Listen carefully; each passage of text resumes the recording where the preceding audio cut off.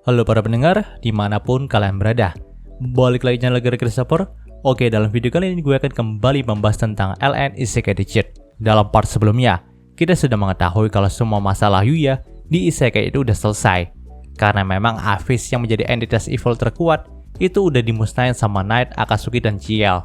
Maka dari itu, Yuya dan keluarganya pun langsung bersantai di rumahnya yang ada di Jepang. Namun gregetnya, rumah Yuya itu kembali kedatangan tamu tak diundang, yaitu seorang gadis alien yang ingin mengambil cetak biru dari senjata pemusnah massal. Dia mengklaim kalau cetak biru dari senjata itu ada di dalam rumahnya Yuya. Jadi sang gadis pun menuntut Yuya untuk menyerahkannya sekarang juga. Dalam part kali ini, panel cerita pun sedikit berpindah dulu kepada karakter Hojo Tsukasa, yaitu ayah dari Kaori. Dalam kantornya, Tsukasa pun dihampiri oleh seorang asisten yang telah dipekerjakannya selama ini. Di sini sang asisten pun menyerahkan beberapa surat yang salah satunya berasal dari orang yang bernama Kasumi. Mendengarkan nama itu, Tsukasa pun langsung menerimanya dengan senang hati nih. Tapi di sini sang asisten juga menyerahkan surat dari orang yang tidak dikenal. Dalam surat itu terdapat potongan koran juga kata-kata ancaman bagi keluarga Hojo. Melihat surat itu, Tsukasa pun memberikan reaksi yang biasa nih. Karena memang menurut perkataannya, surat seperti itu sudah sering dia terima. Ya ternyata menjadi seorang keluarga yang kaya bukanlah hal yang mudah karena banyak sekali tantangan seperti ini. Bahkan sang asisten juga mengaku kalau sudah menerima surat ancaman bagi keluarga Hojo itu sekitar 10 kali dalam seminggu ini. Pada awalnya sih, Tsukasa juga ingin membiarkannya aja. Tapi setelah ia mendengar berita kalau ada seorang pengusaha luar negeri yang ditangkap oleh polisi karena terhubung sama bisnis kotor, membuat si Tsukasa ini berpikir nih, apakah ada organisasi besar yang ingin menggulingkan perusahaannya ini? Ya, kalian gak salah dengar teman-teman. Kalau seorang pengusaha luar negeri yang dimaksud sama Tsukasa di sini adalah calon dari tunangannya Miyu. Nah, maka dari itu, Tsukasa pun tidak bisa lagi menyembunyikan ataupun mengabaikan ancaman seperti ini lagi. Ia pun meminta sang asisten untuk memanggil Kaori ke sini. Saat Kaori sampai di kantor ayahnya, Tsukasa pun langsung menyampaikan surat ancaman itu kepada Kaori nih. Tentu aja Kaori pun sedikit terkejut dengan hal itu, karena ia kira selama ini keluarganya itu baik-baik aja. Nah, di sini Tsukasa juga meminta Kaori untuk berhati-hati dalam menjalankan aktivitasnya. Dan karena Tsukasa juga nggak mungkin bisa melarang Kaori untuk tidak keluar dari rumah, maka dari itu dia berniat untuk menyewakan Kaori beberapa pengawal aja. Di sini Kaori pun menerima hal itu, tapi di lain sisi ia juga memikirkan tentang Ring of Crisis Advance yang pernah diberikan sama Yuya kepada dirinya nih. Kalau kalian lupa, Kaori itu pernah dikasih cincin sama Yuya, dan cincin itu juga merupakan sebuah item langka yang bisa membuat penggunanya akan berpindah ke tempat yang aman jika ada sesuatu yang mengancamnya. Ia pun berpikir kembali nih, kalau cincin itu bisa membantunya jika ada dalam bahaya. Tapi jika kemampuan cincin itu dilihat sama orang yang ada di bumi ini, maka pastinya itu akan menimbulkan sebuah kehebohan besar nih. Jadi ia pun memilih untuk menggunakan cincin itu jika benar-benar dalam situasi yang terdesak aja. Kemudian, pembicaraan mereka pun beralih kepada surat dari seseorang yang bernama Kasumi nih. Ternyata Kasumi itu adalah adik perempuan dari Kaori yang tinggal di luar negeri bersama dengan ibu mereka. Jadi selama ini keluarga Hojo itu tinggal terpisah teman-teman. Dikatakan dalam surat dari Kasumi kalau dirinya itu akan pergi liburan ke Jepang beberapa hari lagi. Tentu aja Kaori pun sangat senang dengan hal itu. Karena memang dia itu sangat kangen banget sama adiknya. Ya memang nih mereka juga baru bisa bertemu ketika masa liburan itu telah datang. Namun sayangnya ibu dari Kaori itu tidak bisa pulang dalam masa liburan ini. Karena memang dia masih memiliki beberapa urusan pekerjaan yang harus diselesaikan di luar negeri. Mendengarkan hal itu, Kaori pun sedikit sedih, tapi ia pun tidak terlalu bisa mengekspresikannya. Panel cerita pun berpindah ke isekai lagi. Saat itu di sebuah tempat yang bernama Gunung Langit, Iris dan Master Kelinci pun sedang menuju tempat dari Holy Magic untuk menyampaikan kabar kalau kekuatan evil terbesar sudah hilang dari isekai ini. Dikatakan, Gunung Langit adalah tempat di mana banyak sekali obat-obatan herbal itu tumbuh. Dan di mana ada obat herbal, pastinya juga ada beberapa monster buas yang menjaganya. Walaupun monster yang berdiam dalam Gunung Langit ini tidak sebuas di hutan sarang iblis besar, tapi tetap saja tempat ini masih dikatakan tempat yang sangat berbahaya untuk dijelajahi oleh seorang petualang biasa. Di sini Master Kelinci pun berbicara dengan Iris tentang Holy Magic nih. Karena memang dia itu sangat tahu kalau kepribadian dari Holy Magic itu nggak bisa diajak bercanda dan serius sekali. Semisal aja kalau mereka berbicara tentang kekuatan evil yang menghilang, maka mereka berdua bisa saja malah kena hajar sama beberapa sihir kuat dari Holy Magic. Karena menurutnya ya, kekuatan evil itu sangat mustahil untuk dihilangkan gitu. Dan baru dalam generasi mereka ini aja kekuatan evil itu benar-benar hilang. Namun di sini nampaknya Iris itu nggak terlalu memperdulikan perkataan dari Master Kelinci. Karena memang alasan dia datang menemui Holy Magic untuk mengabarkan hal itu karena Holy Magic itu tinggalnya di Gunung Langit. Dikatakan Gunung Langit itu adalah tempat di mana tumbuhan herbal langka pembuat ramuan cinta itu berada. Ya, itulah alasan sebenarnya dia datang ke sini. Dia telah bersusah payah untuk merebut hati Yuya dengan cara membuatkannya masakan yang enak.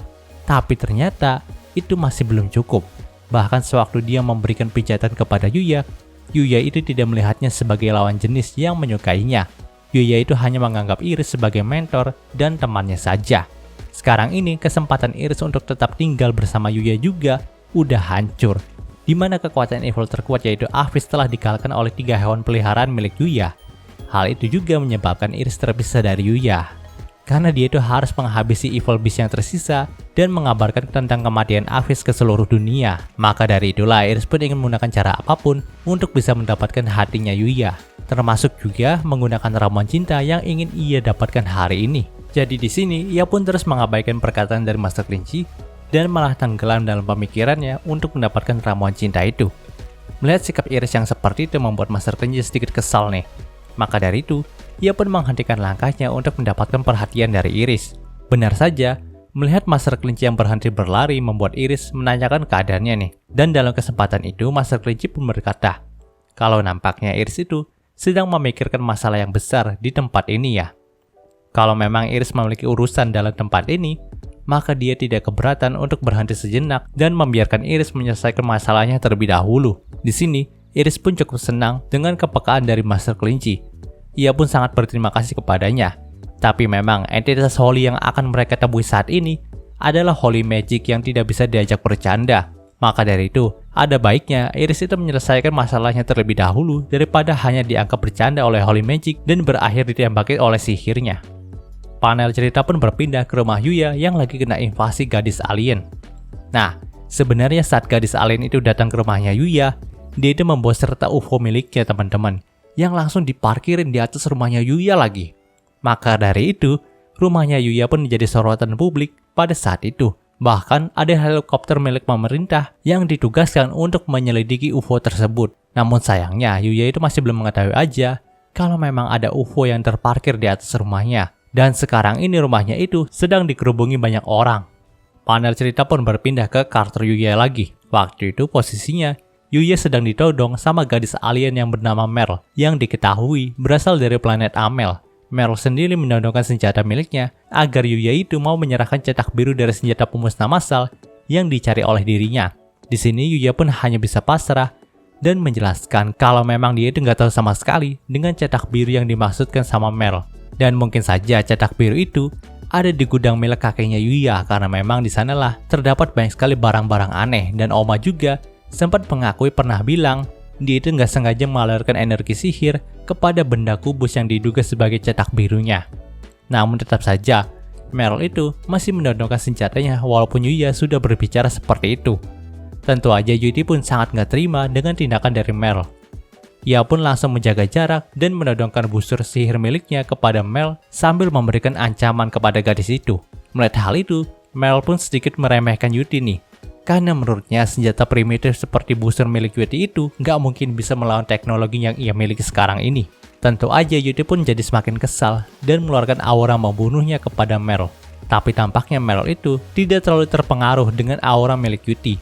Nah, hal itu juga membuat Yuya menduga kalau Merl merupakan entitas yang cukup kuat nih. Karena pada umumnya manusia biasa aja yang terkena aura milik Yuti itu akan langsung ketakutan bahkan lari. Tapi hal itu nggak berlaku kepada Merl nih. Namun masalah di sana itu tidak berhenti di situ aja teman-teman. Ingat di awal kalau planet yang ditinggali sama Merl ini sedang berperang dengan planet lain. Maka dari itu Merl itu sangat membutuhkan cetak biru dari senjata pemusnah massal di rumahnya Yuya ini untuk melawan musuh dari planetnya.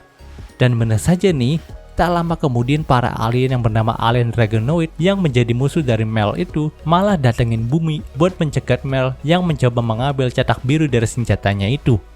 Tentu aja masalah di sana pun jadi runyam nih.